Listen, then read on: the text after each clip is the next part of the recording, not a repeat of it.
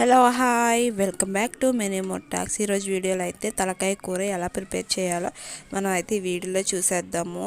చాలా ఈజీ, త్వరగా కూడా అయిపోద్ది. ఈ మేక తలకాయ కర్రీ కదా, కొంచెం గట్టిగా ఉంటుంది మాంసం అనేది, అందుకనే ముందుగానే బాయిల్ చేసుకున్నాము. ఇలా కట్ చేసుకున్న తర్వాత అది కూడా ఈ వీడియోలో అయితే చూపించేస్తాము. ముందుగా ఆనియన్స్ అనేది ఫ్రై చేసుకోవాలి. దాంట్లో సరిపడా మనం వేసుకుంటాం కదా అల్లం వెల్లుల్లిపాయ పేస్ట్ అనేది కూడా కొంచెం యాడ్ చేసుకోవాలి మన టేస్ట్కి తగ్గట్లు.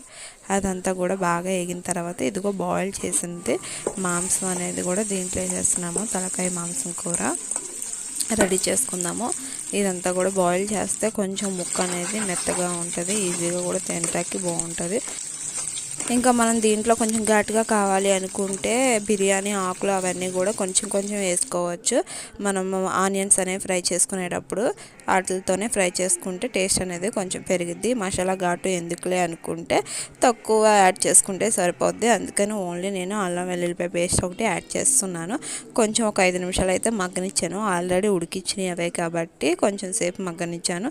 తర్వాత పసుపు కారం అనేది యాడ్ చేసుకుంటున్నాము మన టేస్ట్కి తగ్గట్లయితే. దీంట్లో ఇంకా మనకి కావాలి ఇంకా టేస్ట్ కొంచెం పెరగాలి అనుకుంటే టమాటా ముక్కలు కూడా యాడ్ చేసుకోవచ్చు. ఆనియన్స్ అనేవి వేగేటప్పుడు అలా కాదు వద్దులే అనుకుంటే ఇలాగ ఫ్రై టైప్లో అయినా చేసుకోవచ్చు. ఇలా చేసుకున్నప్పుడు కూడా కొంచెం చింతపండు రసం అనేది కూడా యాడ్ చేసుకోవచ్చు. అది మీ ఆప్షనల్. లేకపోతే ఇలా కొంచెం వాటర్ అనేది వేసుకొని దగ్గరికి ఉడికేంతవరకు వేసుకోవచ్చు. ఇలా వాటర్ వేసినప్పుడైనా చింతపండు రసం అయిపోయినా చింతపండు అనేది కొంచెం పక్కన వేసినా సరిపోద్ది. ఆ ఫ్లేవర్ అనేది కొంచెం దిగి పుల్ల పుల్లగా బాగుంటుంది. అంటే మరీ పుల్లగా ఉండదు, మనం వేసుకునే దాన్ని బట్టి ఉంటుంది. ఇలా అంతా కూడా దగ్గరికి వచ్చేంతవరకు అయితే చక్కగా ఉడికించుకోవాలి.